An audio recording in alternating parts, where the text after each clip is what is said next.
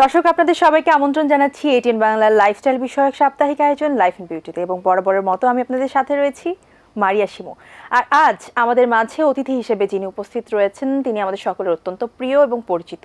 দীর্ঘ 25 বছর ধরে যিনি হাঁটি হাঁটি পা পা করে এত দূর পর্যন্ত এসেছেন, যার শুরুটা হয়েছিল গান দিয়ে, কিন্তু পরবর্তীতে তিনি অভিনয় দিয়ে আমাদের মন জয় করে নিয়েছেন। আমরা আমন্ত্রণ জানাচ্ছি আমাদের সকলের প্রিয় অভিনেত্রী, মডেল এবং গায়িকা কুসুম শিকদারকে। কেমন আছেন? ভালো আছি, আপনি কেমন আছেন? আমি খুব ভালো আছি। প্রথমে আপনাকে অনেক অভিনন্দন আপনার প্রথম পরিচালিত চলচ্চিত্র শরতের জবার জন্য। Thank you. সো আমরা জানি যে পূজাকে কেন্দ্র করে ছবিটি আয়োজন করা হচ্ছে রিলিজ দেওয়ার জন্য 11 অক্টোবর। এক্স্যাক্টলি। সবাই প্রেক্ষাগৃহে গিয়ে অবশ্যই দেখবে এবং এটা নিয়ে অনেক এক্সাইটমেন্ট অনেকের মধ্যে। প্রথমত এই প্রথম আপনি কোনো একটা চলচ্চিত্রের চিত্রনাট্য নিজে করেছেন, প্রযোজনা নিজে করেছেন এবং পরিচালনাও করেছেন, সাথে অবশ্য আরো অনেক মানুষ সম্পৃক্ত রয়েছে। এক্স্যাক্টলি। প্রথমে জানতে চাই এই অনুভূতিটা কেমন, যে একটা চলচ্চিত্র এত বড় একটা ক্যানভাস, তার সবটা জুড়ে নিজেকে রাখা এবং অভিনয় করেছেন তার সাথে অনেক বছর পর। এক্স্যাক্টলি। সো 6 বছরের গ্যাপের পর আমরা আপনাকে অভিনয় পেয়েছি। আমরা একটু জানতে চাই যে অনুভূতিটা কেমন। চলচ্চিত্রে ইনফ্যাক্ট অভিনয় করলাম 8 বছর পর, আর যদি নাটক ধরি তাহলে 6 বছর পর। স্ক্রিনে আমরা 6 বছর পর। কাজ, আপনার কোশ্চেন হচ্ছে কাজটা কেমন ছিল। কাজটা অনেক পরিশ্রমের ছিল, অনেক কষ্টসাধ্য ছিল, অনেক ভুল ভ্রান্তি ছিল। ভুল থেকে শিখেছি, শিখতে শিখতেই এখন এই পর্যন্ত এসেছি। এটা একটা লং জার্নি এখনো চলছে। আমি এখানে বসা, এটাও পার্ট অফ দি জার্নি অবশ্যই। তো হ্যাঁ, কঠিন ছিল, সহজ মোটেও ছিল না। এই তো। আচ্ছা, আমরা জানি যে শরতের জবা এই গল্পটি নেওয়া হয়েছে আপনার লেখা বই অজাগতিক ছায়া থেকে, যেটা 2021-22 আমরা বইমেলায় পেয়েছিলাম। 22-23-এ। সো কেন মনে হলো যে এই গল্পটি নিয়েই কাজ করবেন? আচ্ছা, সংক্ষেপে বলি। শরতের জবা প্রথম মাসে একটা ঈদ সংখ্যায় ডেইলি স্টারে 2017-তে, বেশ আগে। তো তখন যারা পড়েছিল, আমার ভক্ত বা একদম নতুন পাঠক, তারা আমাকে জানিয়েছিল বিভিন্ন মাধ্যমে যে খুব ভালো লেগেছে তাদের শরতের জবা। আচ্ছা। এরপর 2022-এ এবং 2023-এ আবার আমার অজাগতিক বইটা বের হয়। দুবার বের হয়, কারণ হচ্ছে কোভিডের জন্য 2022-এ রেস্ট্রিক্টেড ছিল বইমেলা, অনেক অল্প সময়ের জন্য খুবই। তো সে কারণে 23-এ আবার অরিজিনাল এডিশন রিপাবলিশড হয়। তো তখন আমার যে বইটা অজাগতিক ছায়া, সেটাতেও শরতের জবা ছিল। তখন আমি আরো বেশি ফিডব্যাক পাই। অনেকেই আমাকে বলে যে আমার ফ্রেন্ড সার্কেল বা আমার কালিগ বা একদমই আমাকে চেনে না, আমার ভক্ত বা আমার ভক্তও না, যারা বইটা পড়েছে, অনেকে আমাকে বিভিন্ন মাধ্যমে জানায় যে ওই একই কথা যেটা ডেইলি স্টারে বের হওয়ার পর শুনেছিলাম, যে শরতের জবার মধ্যে একটা খুব আকর্ষণ আছে, কৌতূহল আছে, জানতে ইচ্ছা করে সবার, পড়তে ইচ্ছা করে সবার, যে এরপরে কি, শেষে কি। এক্স্যাক্টলি। তো আমি যাদের লেখালেখিটা চালিয়ে যাই, এটা ছিল তাদের মূল কথা। তখন আমি ভাবছিলাম যে আমি শরতের জবা এত পজিটিভ ফিডব্যাক পেয়েছে, আমি ভাবছিলাম এটা দিয়ে নাটক বা টেলিফিল্ম কিছু একটা যদি করা যায়। আচ্ছা। পরে আমি দেখলাম শরতের জবার আসলে ব্যাপ্তি এবং গভীরতা এত বেশি, এতগুলো ফ্যাক্টরস আছে এর মধ্যে, এটা মানে এত ছোট ডিউরেশন, অল্প ডিউরেশনে কঠিন হয়ে যাবে, মানে চ্যালেঞ্জিং হয়ে যাবে বেশি। আচ্ছা। পরে ভাবলাম বড় ডিউরেশন কি করা যায়, ফিল্ম করা যায়। এভাবেই আসলে শরতের জবা ফিল্ম করা যায়। শরতের জবা নিয়ে আপনি যেহেতু লেখালেখি করেন, একটা লেখাকে স্ক্রিনে দেখতে চাওয়ার ইচ্ছে লেখকদের থাকবে, স্বাভাবিক। কিন্তু যেহেতু আপনি একটা গ্যাপ নিয়েছেন মোটামুটি ভালোই, তারপরে আপনি প্রযোজনা করবেন এবং আপনার প্রিয় গল্প, এবং আমরা ট্রেইলারে যতটুকু দেখেছি খুবই একটু সবসময় একটা জিজ্ঞাসা থেকেই যাচ্ছে যে অ্যাকচুয়ালি এরপরে কি। সো এই ধরনের একটা চলচ্চিত্র আপনি করবেন এবং প্রযোজনা আপনি করবেন, তার সাথে আপনি থাকবেন, এইটা আসলে কিভাবে মাথায় এলো? এটা খুব গুড কোয়েশ্চেন। কেন জানেন, আপনার এই পয়েন্ট অফ ভিউ থেকে এই কোয়েশ্চেনটা এভাবে কেউ করেনি। কারণ যেহেতু আমি প্রেক্ষাগৃহে যাচ্ছি, পরবর্তীতে ওটিটিতে যাব, যেহেতু এটা ট্রেন্ড, আমার গল্পের এই জনরাটা, যেটা সাইকোলজিক্যাল থ্রিলার, যেটা আপনি বললেন যে টিজারে আছে এবং ট্রেলারেও আছে এই বিষয়টা, এটা কিন্তু খুব কমন না আমাদের হলের জন্য। অবশ্যই আনকমন এবং চ্যালেঞ্জিং। সো এই রিস্কটা আমি জেনে শুনেই নিয়েছি। কারণ আসলে কোনো না কোনো দিন তো আমাদের দর্শককে সাইকোলজিক্যাল থ্রিলারের জন্য রেডি হতে হবে, অবশ্যই। কারণ আপনিও দেখেন, আমি জানি, আমিও দেখি, ব্যাক ক্যামেরা যারা আছে অনেকেই দেখে, অনেক দর্শক আছে বাট আমাদের চলচ্চিত্র এক্স্যাক্টলি, যে হলে যে এই ধরনের জনরাটা দেখতে চায়। সেই কারণেই আমি আসলে এই চ্যালেঞ্জটা নিলাম, এবং যেহেতু এটা আমার বেশ গ্রিপে, আমার নিজের গল্প, ক্যারেক্টারগুলো আমার নিজের সৃষ্টি, সব কিছু মিলিয়ে আমি সাহস করেছি। আপনার কাছে মনে হয়েছে আপনার লেখা গল্পটা আপনি প্রপারলি তুলে ধরতে পারবেন? কিছুটা, তবে সত্যি কথা যদি বলতে যাই তাহলে আমি কিন্তু এর আগে যখন আমি ভাবছিলাম যে আমি এই প্রোডাকশনটা করব এবং শরতের জবা নির্মাণ করব, আমি দু একজনের সঙ্গে কথা বলেছি, পরিচালক, কিন্তু আমার সামহাও মনে হচ্ছিল যে আমার যে ভিশন, আমি যেভাবে শরতের জবা দেখতে পাই বা যেভাবে উপস্থাপন করতে চাই, ওখান থেকে ওনারা কিছুটা সরে সরে যাচ্ছেন। তা আমার মনে হচ্ছিল তাতে করে হয়তো কিছুটা মিসিং রয়ে যাবে, ক্ষতি হবে। হ্যাঁ, তাই ভাবলাম যে নির্মাণের কাজটাও আমি করি, বাট আমার সঙ্গে আমার বিশাল টিম ছিল। শরতের জবা ইজ আ টিম ওয়ার্ক, একদমই আমি একা সবকিছু করতে পারতাম না, এটা সম্ভব ছিল না। প্লাস আমি অভিনয় করেছি এত বছর পর, একটা চাপ ছিল। আমি একটু জানতে চাচ্ছি, এত বছর পর অভিনয়, ক্যামেরার সামনে দাঁড়ানো, অভিনয়টাও তো একটা রেগুলার বা একটা প্র্যাকটিসের বিষয়, তো সবকিছু মিলিয়ে নিশ্চয়ই অনেক প্রেশার ছিল। আমি প্রথমে যেটা বললাম, অনেক চাপ ছিল, অনেক স্ট্রেস ছিল, এবং অনেক এক্সাইটমেন্টের সাথে একটা টেনশন ছিল যে শুটিং তো, এত বড় একটা প্রোডাকশন, এত বড় ইউনিট, শেষ করতে পারবো কিনা, সবকিছু ঠিক মতো করতে পারবো কিনা।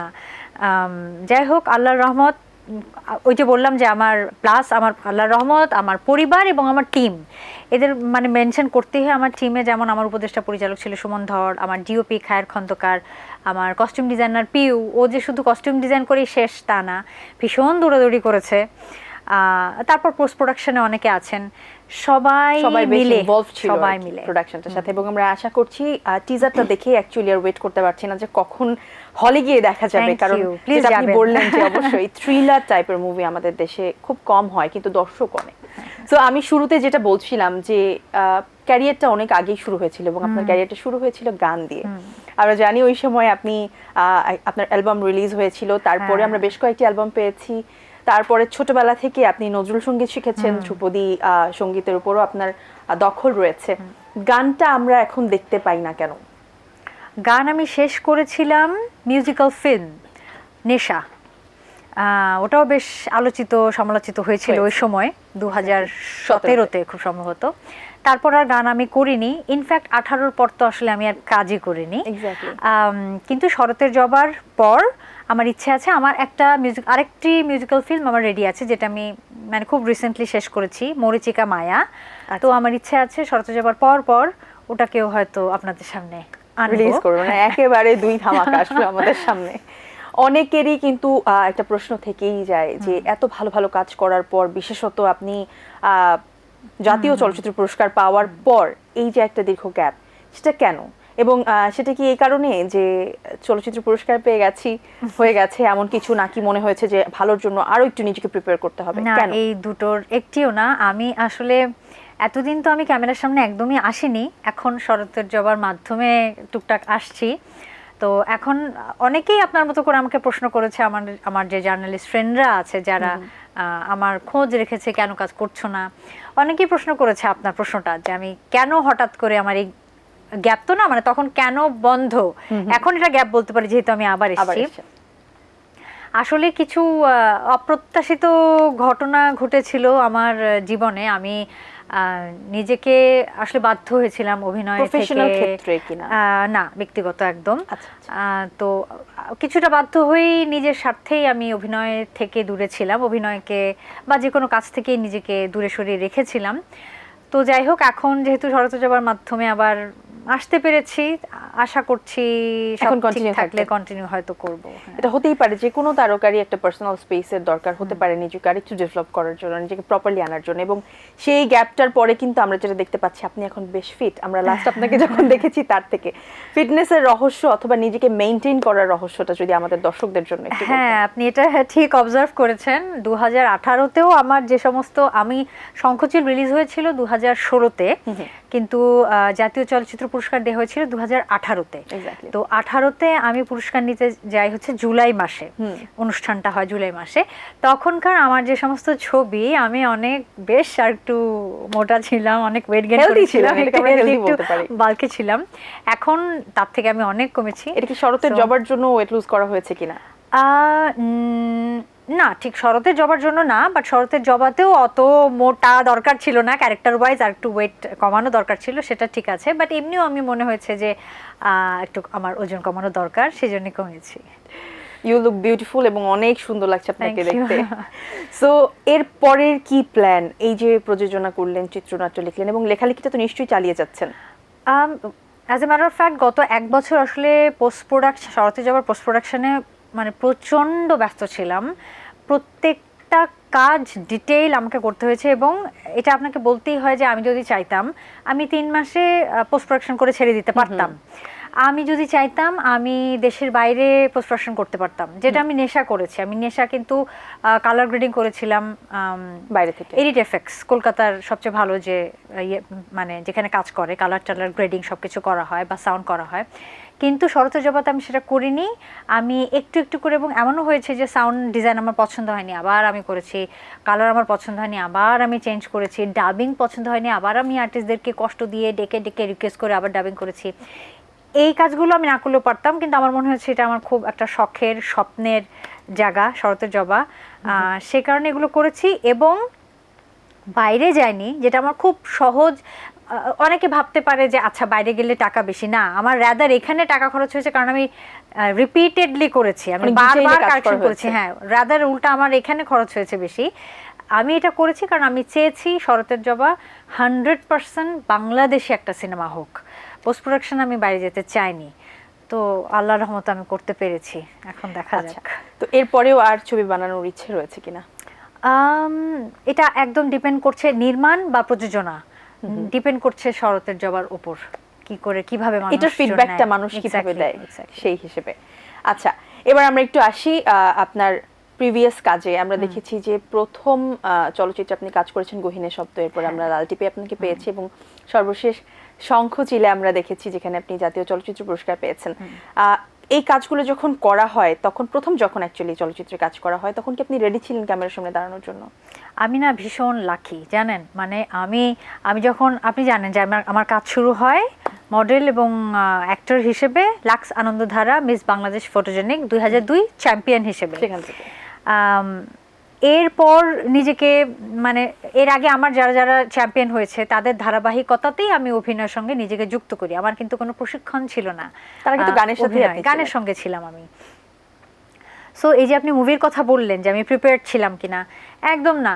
এটা একদম গড গিফটেড, হঠাৎ করে অফার আসলো খালিদ মাহমুদ মিঠু এবং ইমপ্রেস টেলিফিল্ম থেকে গহীনের শব্দ, এবং আমার সঙ্গে আরও 2-1 জন সম্ভাব্য কাস্টিং ছিল। আমি রাজি হয়ে গেছি বলে তাদেরকে আর বলতে হয়নি। এবং গহীনের শব্দ আমার প্রথম চলচ্চিত্র, সেটা ন্যাশনাল অ্যাওয়ার্ড পেলো। তা আমি খুব লাকি। এবং আমি যখন ওই লাক্স চ্যাম্পিয়ন হলাম, আমি বোধহয় বাংলাদেশে প্রথম না, আমার মনে হয় লাক্স অ্যাম্বাসাডারদের মধ্যে প্রথম যে একদম সেলিব্রিটি বা স্টার হওয়ার আগেই লাক্সের টিভিসি করেছে। আমি কিন্তু একমাত্র, বাকি আপনি যারই নাম নিবেন সবাই কিন্তু যার যার কিছু না কিছু, হ্যাঁ, মানে নাচে বা গানে বা অভিনয় স্টাবলিশড হওয়ার পর তখন লাক্সের টিভিসি করেছে। আমি প্রথম ক্রাউন উইন করার পরেই। তো হ্যাঁ, তো আমি খুব লাকি। সো গহীনের শব্দ যখন করি, আমি যে একদম মানে প্রিপেয়ার্ড, আমি মানে সিনেমা করব ওরকম কিছু না। আমি তখন টিভিসি করছিলাম, নাটক করছিলাম, ভালো ভালো কিছু। তখনই অফার আসে ইমপ্রেস থেকে, আর আমার ডিরেক্টর খালিদ মাহমুদ প্রয়াত উনি। আমি লাকি। অবশ্যই তাই। তো তারপরে তো একে একে ধারাবাহিকভাবে আমরা আপনাকে পেয়েছি, এবং আপনি আমাদের আশ্বাস দিয়েছেন সামনেও আমরা আপনাকে পাবো। সেটা কি নিজের চলচ্চিত্রে পাবো, নাকি অন্য কেউ যদি আপনাকে কাস্ট করতে চায় তাহলে? আসলে অনেক দিন তো হয়ে গেল আমার কাজের, তো আমার মতো করে যদি কেউ আমাকে চায়, নিশ্চয়ই তারা আমাকে পাবে। আপনার মতোটাই আমরা একটু জানতে চাচ্ছি। আমার মতো মানে হচ্ছে যে আমাকে না, একদম আমি যখন থেকে কাজ করি, অভিনয় করি, কেন যেন খুব ডিফিকাল্ট হার্ড ক্যারেক্টার আমাকে দেওয়া হয়। এতে আমার কোনো সমস্যা নেই, আমি চ্যালেঞ্জ নিতে ভালোবাসি। কিন্তু সাথে না আনুষঙ্গিক আরও কিছু বিষয় থাকে, যেমন আমার টিমটা কেমন, আমার কোথায় শুটিং হবে, লোকেশনটা, ডিরেক্টর বা প্রডিউসার, আমার কো আর্টিস্ট, অনেকগুলো বিষয় থাকে, এগুলো যখন ছোটকালে কাজ করেছি, সত্যি কথা বলতে গেলে অনেক সময় কিছু অ্যাডজাস্ট করেছি, কম্প্রোমাইজ করেছি।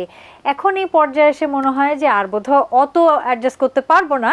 আমার অভিনয়ের কারণ মানে স্বার্থে হয়তো আমি কিছুটা করব, কিন্তু পুরোপুরি আগের মতো হয়তো পারবো না বা উচিতও না। সেই জন্যই বললাম যে আমার মতো করে যদি আমাকে চায় নিশ্চয়ই আমাকে পাবে।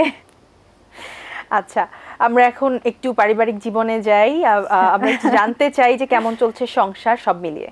হ্যাঁ, ভালো আছে আলহামদুলিল্লাহ। আমি আমার ব্যক্তিগত বিষয় খুব একটা আসলে রিভিল করি না, বাট আলহামদুলিল্লাহ কারণ আমি ভালো। দর্শকদের কিন্তু সবসময় একটা জিজ্ঞাসা থাকে না, কৌতূহল থাকে না, যে স্টার প্রথমে কাজ, তারপরে কাজের পেছনে বা ক্যামেরার পেছনে কি হচ্ছে, কেমন চলছে। এটা এটা ভেরি ট্রু, কিন্তু আমি খুব কষ্ট করে সাকসেসফুলি আমি আমার মানে অল থ্রু মাই ক্যারিয়ার আমি এটা মেনটেন করেছি। আমি খুব লো প্রোফাইলে রেখেছি আমার পার্সোনাল লাইফ। আপনার কাছে মনে হচ্ছে যে এটা যদি আমি অনেক বেশি আনি তাহলে ইভিল আইজ বা যেটা হয় সব সময় এমন কিছু একটা না, হবে? তা না। কারণ কি মানে দর্শকরা তো আমাদেরকে আমাদের কাজের জন্য মূলত চেনে প্রথমে, তারপর হয়তো ব্যক্তিগত কিছু কিছু বিষয়ে তারা জেনে যায়। কিন্তু হয় কি যে আমার তো একটা জীবনের আদর্শ আছে বা প্রিন্সিপাল আছে, কিছু রুলস, কিছু নর্মস আছে, আমি আমার মতো করেই চলতে চাই। এগুলো কিন্তু আমার অভিনয়ের বা আমার কাজের বাইরে, সেগুলো একদমই প্রফেশনাল লাইফের বাইরে। একদম তাই। তো হতে পারে যে একজন দর্শক আমার ব্যক্তিগত জীবন হয়তো পছন্দ করলো না, আরেকজন খুব অ্যাপ্রিসিয়েট করলো, বা দারুণ। তো এই সমালোচনার মধ্যে আমি কেন যাব? কারণ এটা আমার ব্যক্তিগত লাইফ। আমি আমার প্রফেশনাল লাইফ দিয়ে সমালোচনাতে যেতে পারি, আমি রাজি, বাট পার্সোনাল লাইফে আমি খুব লো প্রোফাইল। বেশ সুন্দর উত্তর দিয়েছেন। তো আরেকটা বিষয় আমরা একটু আনতে চাই, সেটা হচ্ছে সম্প্রতি দেখা যাচ্ছে যেহেতু সোশ্যাল মিডিয়া এখন খুব সরব, এবং সোশ্যাল মিডিয়াতে ঢুকলে আমাদের জন্য অনেক বেশি আতঙ্কের একটা বিষয় হচ্ছে ভাইরাল, এবং সেটা কিন্তু ম্যাক্সিমামই নেগেটিভ ক্ষেত্রে। এবং সেখানে কিন্তু আমরা দেখি যে আমাদের প্রিয় যে তারকারা রয়েছেন, আমাদের প্রিয় যারা স্টার রয়েছে, হ্যাঁ এক্স্যাক্টলি, তাদের এই ব্যক্তিগত জীবন নিয়েও বা তারা কোনো না কোনো ভাবে ভাইরাল হয়ে গেছেন। এই বিষয়টি আপনি কিভাবে দেখেন? অনেকে আবার কিন্তু বলে যে ইচ্ছে করেই তারা ভাইরাল হয় তাদের ফেমটাকে ধরে রাখার জন্য। এই বিষয়টাকে কিভাবে দেখেন? এটা একদমই এক একজনের পার্সোনাল ইস্যু। যারা অ্যাক্সিডেন্টলি কোনো একটা নেগেটিভ ইস্যু নিয়ে ভাইরাল হয়ে যায় তাদের জন্য তো আমার সিম্প্যাথি থাকেই। আর আপনি যেটা বললেন যে কেউ কেউ ইচ্ছাকৃতভাবে হয়, হ্যাঁ এটাও হয়, আমি জানি। এটা যার যার স্বাধীনতা। কেউ যদি চায় আমি এই পথেই হাঁটবো, হাঁটবে, ক্ষতি কি? সুন্দর। আমরা আবার একটু সেই ফিটনেসে চলে আসি। আমরা যদি আমাদের পার্শ্ববর্তী দেশে দেখি, আমরা কিন্তু দেখি যে একজন স্টার, একজন নায়িকা, একজন আর্টিস্টের অনেক বয়স হয়ে গেল, তারা অনেক ফিট থাকছে, নিজেদেরকে ধরে রাখছেন এবং সব ক্যারেক্টার নিজেদেরকে মানিয়ে নিচ্ছেন। তো সেই জায়গা থেকে আমাদেরকে অ্যাকচুয়ালি কি কি ফলো করা উচিত আমাদের ইন্ডাস্ট্রিতে যারা আমরা ক্যামেরার সামনে আসি? আমি কিন্তু খুব একটা রূপচর্চা করি না, এটা একদম ঠিক। কোনো বাংলাদেশের কোনো সেলুন পার্লার বলতে পারবে না যে আমি কোথাও গিয়ে কোনো দিন ফেসিয়াল করেছি বা ম্যানিকিউর প্যাডিকিউর করেছি না। আমি খুব অল্প যা যা দরকার সেটা মেনটেন করি। তার মধ্যে প্রধান হচ্ছে খাদ্যাভ্যাস। আমি কিন্তু মাছ মাংস খাই না, আমি অভোল্যাক্টো ভেজিটেরিয়ান। হ্যাঁ, দুধ ডিম খাই, সবজি খাই প্রচুর, ভাত খাই অল্প। আর মাছ মাংসটা শুরু থেকে অপছন্দ নাকি? না না, এটা যখন থেকে আমি মেনটেন করা শুরু করেছি তখন থেকে, হয়তো 8 থেকে 10 বছর হবে এরকম। আচ্ছা আচ্ছা, দীর্ঘ সময়। তারপর হ্যাঁ হ্যাঁ, আমার খুব প্রিয় ছিল বিফ, আমার খুব প্রিয় ছিল প্রন, শ্রিম্প। আমি 8-10 বছর হয়ে গেছে এগুলোর কাছেও যাই না, এখন আর ভালোও লাগে না, ইচ্ছাও করে না। আর হচ্ছে ওই যেটা বললাম যে রূপচর্চাটা হচ্ছে আমি প্রচুর পানি খাই, আর শাকসবজি তো বললাম, আর যেটা মানে এক্সট্রা কিছু আমি ব্যবহার করি না, ক্লিন রাখি স্কিন, দ্যাটস ইট। আচ্ছা, তো এই যে একটা গ্যাপ যে ছিল, এই সময় কি মিডিয়ার একদম কারোর সাথে কোনো যোগাযোগ ছিল না, একেবারেই কি বিচ্ছিন্ন ছিলেন কিনা? ওই যে প্রথমে বললাম আমার জার্নালিস্ট কিছু ফ্রেন্ড আছে, তারা একদম সব সময় আমার খবর নিয়েছে যে কেন কাজ করছি না আর কবে আবার আমাকে দেখতে পাবে। এছাড়া মিডিয়ার বাইরে আমার ফ্যান ফলোয়ার্স এটা সব সময় আমাকে মিস করেছে স্ক্রিনে, এবং এটা আমার এখন তো ইনবক্সে জানা যায়, মানে পেজে বা প্রোফাইলে তো তারা ইনবক্স করতেই পারে। তখন আমি বুঝেছি যে আসলে আমাকে সবাই মিস করে, আমি ব্লেসড। আমার ধারণা ছিল আমাকে কেউ মনে রাখবে না, বাট এখন দেখতে পাচ্ছি যে মনে রেখেছে সবাই। তো যেহেতু মিডিয়ার বাইরে থেকেও আপনি মিডিয়ার সাথেই যুক্ত ছিলেন, আমরা কিন্তু অনেক নতুন নতুন মুখ পাচ্ছি এখন আমাদের ইন্ডাস্ট্রিতে। স্পেশালি আমরা দেখতে পাচ্ছি যে আমাদের মুভিতেও কিন্তু অনেক কি বলা যায় যে অনেক আপগ্রেড হচ্ছে সব দিক থেকে, এবং অনেক নতুন নতুন মুখ, অনেক নতুন তারকা আসছে, তারা নিজেদেরকে প্রুভ করছে। সো রিসেন্ট যারা কাজ করছে তাদের মধ্যে কার কাজ ভালো লাগছে বা কাকে আসলে অ্যাপ্রিশিয়েট করতে ইচ্ছে হয়? দেখতে খুব সুন্দর লাগে আমার পূজা চেরিকে। আচ্ছা, ভীষণ মিষ্টি দেখতে, স্ক্রিনে দেখতে খুব ভালো হ্যাঁ লাগে। হ্যাঁ, সামনাসামনি আসলে নিউ জেনারেশনে ওভাবে দেখা হয়নি কখনো। আর আর ছেলেদের মধ্যে তো আমার শরতের জবা, রিয়াজ রোহান, আমি ফ্যান। আচ্ছা, আর এমনি অভিনয়ের দিক থেকে মনে হয় যে না, একেবারে নতুন এসে খুব সুন্দর অভিনয় করে জায়গা করে দিচ্ছে। অভিনয় মোরলেস সবাই খুব ভালো করে, সবাই খুব ভালো করে। আচ্ছা, একটা সময় কিন্তু অ্যাকচুয়ালি যে সময়টা থেকে আপনি কাজ শুরু করেছেন তারও বেশ আগে থেকে একটা বিষয় ছিল যে যারা মঞ্চ থেকে আসবেন, যারা থিয়েটার করে আসবেন, তারা অবশ্যই, যারা এসেছেন তারা অনেক বেশি নিজেদেরকে প্রুভ করে গেছেন, আমাদের সকলের স্মরণীয়, এবং আমরা সবসময় তাদের এক্সাম্পলই কিন্তু সব জায়গায় দিয়ে আসি। সো ওই যে একটা গদবাঁধা বিষয় ছিল যে যদি স্টেজ থেকে আসে, মঞ্চ থেকে আসে, তাহলেই বেশ ভালো করতে পারবে। তো এখন তো আসলে অ্যাক্টর অ্যাক্ট্রেসরা মঞ্চের সাথে তেমন একটু জড়িত হতে পারেন না, সুযোগ পান না। তো এতে করে কি অ্যাকচুয়ালি সেই গ্রহণযোগ্যতাটা কমে গেছে কিনা মঞ্চের? এটা না, যে কোনো ক্ষেত্রেই, এটা আমাদের শুধু আমাদের ইন্ডাস্ট্রি বা অভিনয়ের কথা বলবো না আমি, যে কোনো ক্ষেত্রেই আপনি দুটো বিষয়ে কাজ করে আসলে। নাম্বার ওয়ান হচ্ছে, যদি আপনি প্রশিক্ষণ নিয়ে আসেন, আপনি প্রথমেই অন্যান্যদের সাথে চ্যালেঞ্জে যেতে রেডি, আপনি প্রিপেয়ার্ড। আর একটা হচ্ছে আপনার লম্বা সময় কাজ করার একটা অভিজ্ঞতাও আপনাকে এমন একটা জায়গায় নিয়ে যাবে যে আপনি চ্যালেঞ্জ নিতে পারবেন। এই দুটোই খুব গুরুত্বপূর্ণ। তো সেখানে থিয়েটার থেকে আসলাম বলবো যে মানে ওরা ভীষণ, যেহেতু একটা এক্সপেরিয়েন্স গ্যাদার করে আসে, প্রথম থেকেই তারা খুব প্রিপেয়ার থাকে, ট্রেন্ড থাকে। আর আরেকটা যেটা হয়, যেটা আমার ক্ষেত্রে হয়েছে, সেই জন্য বললাম যে আমার তো অভিনয় কোনো ব্যাকগ্রাউন্ড ছিল না, আমি ধীরে ধীরে জিরো থেকে শিখে শিখে শিখে শিখে এখন আমি এখনো বলি আমি কিছু পারি না, 1-2% অ্যাক্টিং হয়তো পারি, 98% এখনো বাকি। তাও এটা বলবো যে আমার লং জার্নি থেকে একটুখানি আস্তে আস্তে করে শেখা হয়েছে, এটা আসলে যে যেভাবে মেইনটেইন করে চলে। সো শরতের জবায় আমরা দেখেছি যে নারী কেন্দ্রিক একটা চরিত্র কিন্তু প্রস্ফুটিত হয়েছে, যেটা একেবারে আমাদের গদবাঁধা চলচ্চিত্র থেকে আলাদা। আমরা তো চলচ্চিত্র বলতে নায়ক নায়িকা এবং নায়কের ভূমিকাটাই বেশি বুঝি। সো এমন একটা চরিত্র আপনি নিজেকে এস্টাবলিশ করেছেন, কাজ করেছেন, এবং এর আগেও আমরা দেখেছি যে বিভিন্ন খুব চমৎকার চমৎকার চরিত্রে আমরা আপনাকে পেয়েছি, চলচ্চিত্রের ক্ষেত্রে, নাটকের ক্ষেত্রেও তাই। তো এমন কি কোনো চরিত্র রয়েছে যেটা আপনি ইমাজিন করে রেখেছেন যে এমন একটা চরিত্র অ্যাকচুয়ালি আমি কাজ করতে চাই, বা ওই চরিত্রটাতে কাজ করতে পারলে মোটামুটি শিল্পীর যে ক্ষুধাটা সেটা কিছুটা কমবে? না, এরকম কিছু নাই। আমি যে কোনো ক্যারেক্টারই, আমাকে বললাম যে আমার মতো করে যদি যে কোনো ক্যারেক্টারের জন্য আমাকে ডাকা হয়, আমি করার চেষ্টা করব। কিন্তু একটা ব্যাপার মাথায় রাখতে হবে, যেন ওই ক্যারেক্টারটা আমি বিশ্বাসযোগ্যভাবে করতে পারি। আমি করলাম কিন্তু সেটা আসলে অডিয়েন্স মেনেই নিতে পারলো না, যে কুসুম শিকদারের সাথে এটা যাই না, না, সেটা আমাকে ভাবতে হবে অবশ্যই। যেটা বিশ্বাসযোগ্যভাবে আমি করতে পারবো, সেটার জন্য আমি নিশ্চয়ই ওপেন। অলওয়েজ সেটা একটু চ্যালেঞ্জিং টাইপের হলেই হবে ক্যারেক্টার। আমি সারা জীবন চ্যালেঞ্জিং ক্যারেক্টার করেছি, আমাকে কেউ সহজ ক্যারেক্টার দেয়নি কোনোদিন না। আচ্ছা, গল্পের ক্ষেত্রে এরকম স্পেসিফিক কোনো বিষয় আছে কিনা যে এই ধরনের গল্প হলেই আমি করব? বা না, একদম না, একদম না। সেটা অফ ট্র্যাক হোক আর অন ট্র্যাক হোক, সেটা এনিথিং, সবকিছু দেখতে। আচ্ছা, নাটকে ফেরা হবে কিনা আর? আসলে বিষয়টা কি, মাধ্যমটা না গুরুত্বপূর্ণ না, মানে এটা ফিল্ম কিংবা নাটক কিংবা ওটিটি কিংবা টিভিসি কিংবা এনিথিং, ডিউরেশনটা কতখানি এটা আসলে ম্যাটার করে না। ওই যে বললাম যে আমি যদি আসলে স্বাচ্ছন্দ্য বোধ করি করতে, এবং পুরো টিমের সাথে মানে কমফোর্টেবল ফিল করি, যে কোনো মাধ্যমেই আমি কাজ করতে এখন প্রস্তুত। আমার সেই গ্যাপের রেস্ট্রিকশন এখন আর নাই। আচ্ছা, তো আমরা শঙ্খচিলে দেখেছি আপনি ওপার বাংলার অত্যন্ত জনপ্রিয় প্রসেনজিতের সঙ্গে কাজ করেছেন। সো বলা যায় যে ওখানেও যে ভাইবটা ফিল্মের, সেটাও আপনি পেয়ে গেছেন অলরেডি। তারপরেও এমন কি কেউ রয়েছে ওপার বাংলা যার সাথে কাজ করতে ইন্টারেস্টেড, অথবা এমন কোনো অভিনেতা অভিনেত্রী যাকে ফলো করা হয় বা যার অভিনয় আসলে খুব বেশি ভালো লাগে? না, এরকম কিছু নেই। আমি সবার সঙ্গেই, যেহেতু আমি বোম্বাদার সঙ্গে মানে প্রসেনজিৎ চ্যাটার্জির সঙ্গে স্ক্রিন শেয়ার করেছি, এবং সেটা গৌতম ঘোষের পরিচালিত মুভিতে, আমার মনে হয় এটা অনেক সাহসের একটা কাজ। আবার যৌথ প্রযোজনা, মানে বাংলাদেশকে রিপ্রেজেন্ট করেছি তখন। এত সাহসের পর আসলে আমাকে তো আর ভয় পেলে হবে না। আচ্ছা, এখন বলতে চাচ্ছি যে আমরা জানি আমরা একটা মোটামুটি অস্থিতিশীল পরিস্থিতির মধ্যে দিয়ে পার হচ্ছি। এই যে এই সময়টাতে আপনি মুভি রিলিজ করছেন, এক্সপেকটেশনসটা কি? এই প্রশ্ন আমাকে অনেকেই করেছে এবং অনেকে আমাকে সাজেশনও দিয়েছিল যে কুসুম পরে যাও এখন যাওয়ার দরকার নেই। কিন্তু মানে এই উত্তরটা আমি আগেও দিয়েছি। আমার যেটা ভাবনা যে কোনো কাজই তো বন্ধ নেই আমাদের।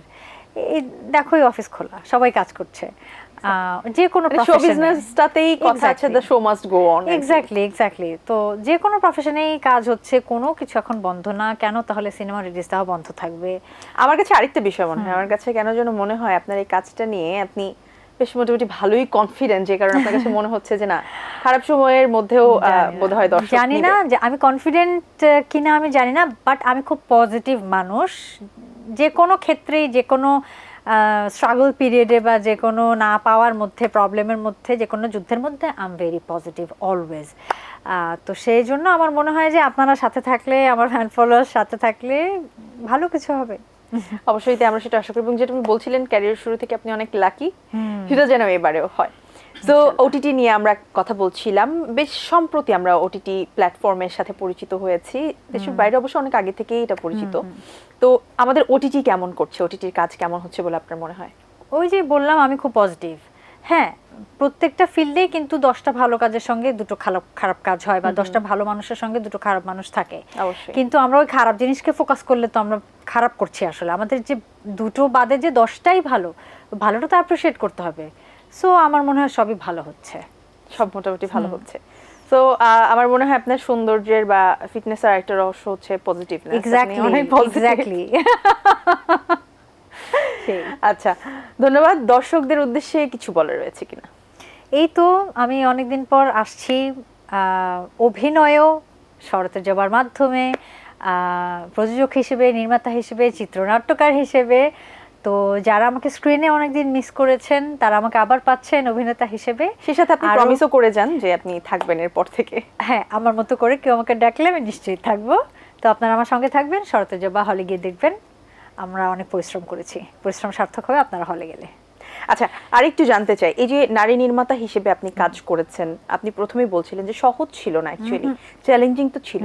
কোন কোন জায়গায় আসলে চ্যালেঞ্জ ফেস করেছেন? এখন পর্যন্ত শুরু থেকে শেষ পর্যন্ত এই কথাটা যদি আমি বলি অনস্ক্রিন, এটা পুরোপুরি মিথ্যে বলা হবে না যে এখনো আমাদের দেশে একজন নারী এতগুলো কাজ একসঙ্গে করবে, বা অন্যান্য ফিল্ডেও এটা আসলে অতটা স্মুথ রাস্তা না, যতটা হয়তো অনস্ক্রিন অনেকে বলে। অতটা স্মুথ রাস্তা না, বেশ বন্ধুর এবং অনেক যুদ্ধের মধ্যে দিয়ে, অনেক বাধা এবং অনেক সীমাবদ্ধতার মধ্যে দিয়ে আমাদের যেতে হয়। সো এগুলো জেনেই আমি এসেছি এবং আমি জেনেই কাজ করছি। নিশ্চয়ই। আচ্ছা, আরেকটা প্রশ্ন, শেষ প্রশ্ন, সেটা হচ্ছে এই যে ক্যারিয়ারে শুরু থেকে এই পর্যন্ত আসা সবকিছু মিলিয়ে, অফকোর্স একটা মানুষকে পথ চলতে গেলে কোনো না কোনো অনুপ্রেরণা বা উৎসাহর প্রয়োজন হয়। আর নারীদের ক্ষেত্রে যেটা আপনি বলছিলেন, এখনো আমাদের জন্য অনেক চ্যালেঞ্জ অনেক জায়গায় থাকে, সেটা উতরেই আসতে হয়। সো এই দীর্ঘ পথে সব থেকে বেশি উৎসাহ কে বা কি জুগিয়েছে আপনাকে? আমার ফ্যামিলি না থাকলে আমি জানি না কতখানি মানে জিততে পারতাম নাকি হেরে যেতাম, আমি যেগুলো পার করে এসেছি সেই বন্ধুর পথ। কিন্তু যেহেতু আমি পার করে আসতে পেরেছি সাকসেসফুলি, সুতরাং আমার মনে হয় আমার ফ্যামিলি আমার বড় সাপোর্ট, আমার শক্তি, আমার সাহস, আমার সম্পদ, আমি যাই বলি, আমার ফ্যামিলি, পুরোটাই ফ্যামিলি। এবং আমার কাছে মনে হয় যে ফ্যামিলি যদি সাপোর্টিভ না হয়, শুধু মেয়ে না, সবার জন্যই সবকিছু অনেক বেশি কঠিন হয়ে যায়। অনেক কঠিন কেন হয়? কারণ আমাদের তো অনেক, বিশেষ করে ইন্ডাস্ট্রিতে আমাদের অনেক বাধা, অনেক সমালোচনা, অনেক নেগেটিভ ইস্যু আছে। এগুলো পার করার জন্য, ওই খারাপ ফেজটা পার করার জন্য সাপোর্ট লাগে, পুশ লাগে, সেটা ফ্যামিলিকেই দিতে হয়। এবং দিন শেষে যেখানে আমাদের আশ্রয় ঘর, সেখান থেকে আসলেই সবথেকে বেশি মানুষ উজ্জীবিত থাকে। অনেক ধন্যবাদ আপনাকে আমাদের আজকের আয়োজনে আসার জন্য, এত চমৎকার করে আমাদেরকে সবকিছু বুঝিয়ে দেবার জন্য। এবং অবশ্যই এটিএন বাংলা এবং লাইফ এন্ড বিউটি টিমের পক্ষ থেকে শরতের জবার জন্য, আপনার জন্য অনেক শুভকামনা রইল। এই যে নারী নির্মাতা, নিজের গল্প, নিজের অভিনয় এমন যেন আমরা সামনেও দেখতে পারি, আপনাকে দেখে যেন বাকি সবাই অনুপ্রাণিত হয়, যারা ভাবছে যে করব কি করব না, কি হবে কি হবে না, সেই জায়গাটা পেরিয়ে সবাই যেন আপনার মতন পজিটিভ ওয়েতে এগিয়ে আসতে পারে, স্পেশালি নারীরা, যেহেতু আমিও নারী। Thank you. সেটাই আমাদের সকলের চাওয়া। অনেক ভালো থাকবেন। থ্যাংক ইউ আপনাকে শিমু, থ্যাংক ইউ এটিএন বাংলাকে আমাকে এখানে ডাকার জন্য। আপনার কথা অনুযায়ী বলতে চাই যে নারীরা যেন ডিলেমা থেকে বের হয়ে কনফিডেন্টলি কাজ করতে পারে। ধন্যবাদ। দর্শক, আজ এখানে শেষ করছি। নিশ্চয়ই আপনারা শরতের জবাব প্রেক্ষাগৃহে গিয়ে দেখবেন এবং পরিবার নিয়েই দেখবেন। আমরা আশা করছি আপনাদের কাছে চলচ্চিত্রটি ভালো লাগবে এবং দেখা হবে আবারও আপনাদের সাথে আগামী পর্বে নতুন কোনো অতিথির সাথে। সেই পর্যন্ত সবাই ভালো থাকুন, সুস্থ থাকুন এবং অবশ্যই চোখ রাখুন এটিএন বাংলার পর্দায়।